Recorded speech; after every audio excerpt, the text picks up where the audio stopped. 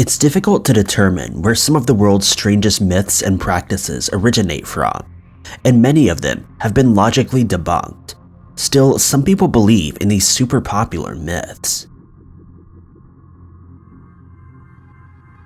Number 5. This myth states that if you drop a penny or any small object from the top of the Empire State Building, it will gain enough velocity to take the life of anyone standing below it. It's unclear how this myth was started, but some believers have intricate calculations that cause them to believe such is possible. Since the building was erected in the 1930s, the rumor has spread through generations. For a long time, it was just considered a common fact amongst people. There have been skeptics that argued such a feat was impossible. The theory couldn't be tested for a very long time because there was no way for visitors to actually throw something from the top of the building. It's physically impossible to get to the top of the massive building for safety reasons that are pretty obvious. Without any proof to discredit the myth, it's lived on for many years. The show Mythbusters took on the long-running myth in the 4th episode of their first season. Through math and science, the Busters calculated that a penny dropping from that height would gain a velocity of 64.4 miles per hour. After this conclusion, the team constructed a firing tool that would shoot a penny at roughly the same speed as this fall. A ballistic test dummy was put in the victim's seat as the team took turns firing at it. The results showed that the dummy suffered very little damage, certainly not enough to take someone's life. Taking things a big step further, the team then fired at one another to test the perceived pain of the hit. They agreed that the impact stung their skin, but didn't implement any serious harm. That should have been the end of the argument, which happened in 2003. Somehow though, many people disregard this testing as a hoax or a failed job, and still hold strong to their strange belief that the myth is actually true. Once again, the exact parameters of the test are impossible to meet without proper access to the top of the building and other materials needed, such as a dummy below. Even if the shot were set up, it would be a difficult task getting the penny to hit the target from such a towering point. It seems this strange myth will be held as truth by its believers until it can somehow be truly debunked in their eyes. Number 4. Sleepwalking is a fairly common disorder which causes people to walk around while still in a deep sleep. Some sleepwalkers do more than walk though, and can be found doing much more complex activities such as cooking and even driving a car. Some patients are unfortunate enough to experience sleepwalking on a regular basis without an alternative cause. Others only sleepwalk as a result of certain sleeping or depression medications. In fact, there have been several popular cases of people committing heinous crimes while sleeping, which has caused some pharmaceutical companies to undergo lawsuits because their drugs directly caused the uncontrollable behaviors that played out as the patient was in a state of deep sleep. For most people though, they just have to establish certain rules to prevent themselves from acting out while sleepwalking. This includes locking doors before going to bed, hiding their keys, or setting a trip alarm that goes off when they walk into a certain room. These practices oppose the common theory that you should never wake a sleepwalker. Again, it's unclear where this myth was sparked, but it's commonly believed that if you wake a sleepwalker in the midst of an action, you can cause them to go into a fit of rage where they aren't fully aware of what is going on. This could obviously cause serious harm to both parties, and the advice offered is to calmly escort them back to bed if possible. Or if their actions aren't too dangerous, just let the episode wrap up and allow the walker to return to bed on their own. However, many studies have shown the exact opposite is true. Tests provided data stating that in most cases, you should wake a sleepwalker. The walkers only respond violently in few very rare cases. The rest of the time, the walker would wake as anyone would and then groggily return to bed.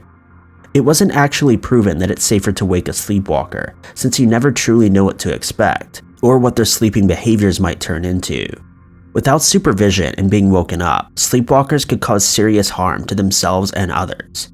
Still, to this day, people still believe they shouldn't wake the walkers, either because they're not properly informed on science behind it, or because they doubt the findings are even real. Number 3. This popular myth may be very uncomfortable for arachnophobic viewers. It's one of the more grotesque entries on this list because it involves humans ingesting spiders. This myth is relatively newer than others, and it seems to have originated as a result of fake scientific tests which spread online. The data from the alleged test found that during our sleep, we consume at least 8 spiders a year. Apparently, the average human sleeps with their mouth open for at least a few hours in their deep sleep. This allows plenty of time for the creepy crawlers in your house that you don't usually see to get inside your mouth. As a result of being in such a hard state of sleep, you probably won't even notice the little buggers fill your cheeks, and as a natural response, you begin to chew them up or swallow them whole. Some variations of this myth actually held higher numbers, but it seems the most common is 8. These fake findings have even been supported by horror stories of people waking up with spider guts in their mouth. On one occasion, a man reported pulling spider legs out of his teeth upon waking.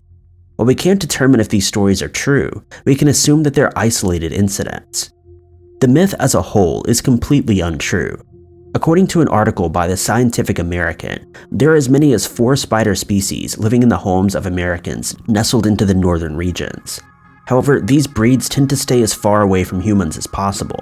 They're actually busy with their webs and capturing food for the night. In fact, some might say that spiders actually find humans to be scary and therefore tend to not approach them. This article also provides an overlooked fact that when humans sleep with their mouths open, they would likely be snoring.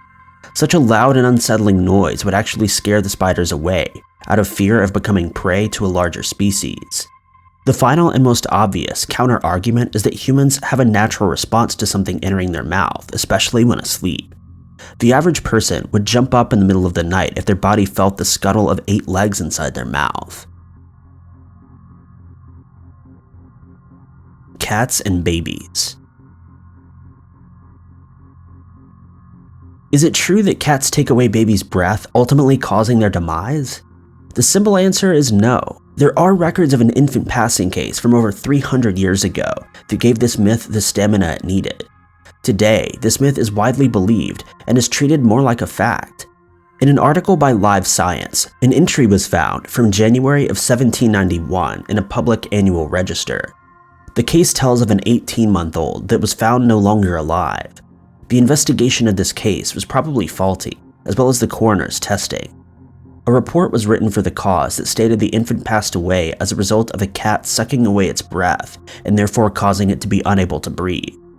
There was no further information on how exactly the cat did such a thing, or how the coroner was able to come up with such a conclusion in their investigation. However, the strange case caught attention, and it seems like ever since that day, cats have been kept away from infants in fear that they would take their lives. Cats have always had a shifty reputation with people, so it was easy for soon-to-be parents to latch onto this myth as another excuse to dislike the furry felines. While there's been little live testing on this theory, using advanced technology and a higher understanding of certain sciences, the myth has pretty much been debunked.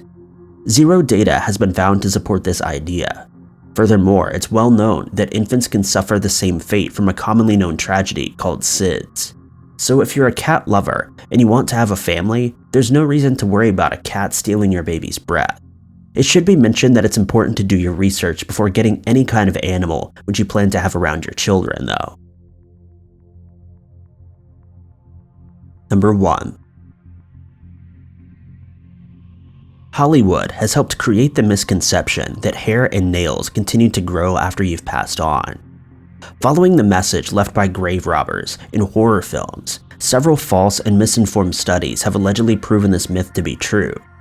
These studies showed that hair and nails continue to grow to scary lengths before either falling from your body or finally decaying over time. According to Medium.com, there have been cases where bodies were exhumed, and it appeared as though their hair and nails were longer than when the body was put to rest.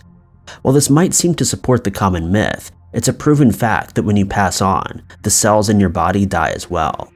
Seeing as hair and nails are nothing more than the result of cells working together in our body, it's impossible that they would somehow cling to life and continue growing in the grave.